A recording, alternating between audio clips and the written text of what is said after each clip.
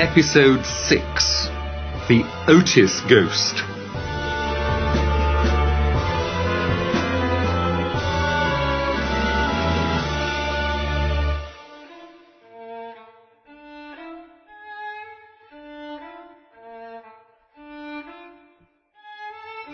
The ghost was very upset. He stayed in his quiet room and did not come out at all, except to make a new bloodstain in the library each night. However, after a few days he felt better and decided to try to frighten the Otis family again. That night there was a terrible storm. The wind shook the doors and windows of the old house.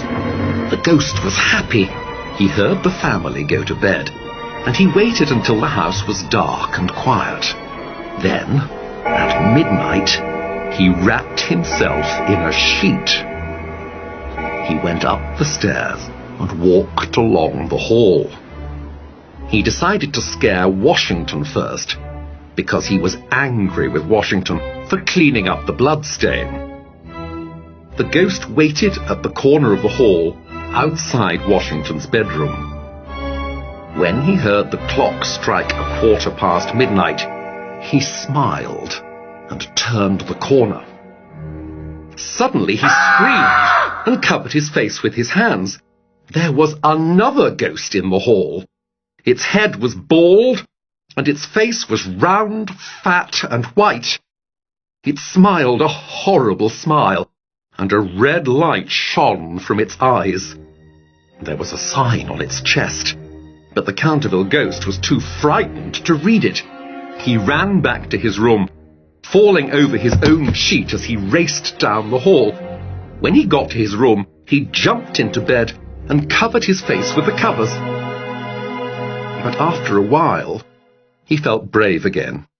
He decided to go and talk to the other ghost as soon as morning came. After all, He thought, 2 ghosts are better than 1. We can frighten the family together. when the sun came up, the ghost went back to the hall outside Washington's bedroom. The ghost was there, but now it looked different. There was no red light in its eyes, and it did not look very frightening at all.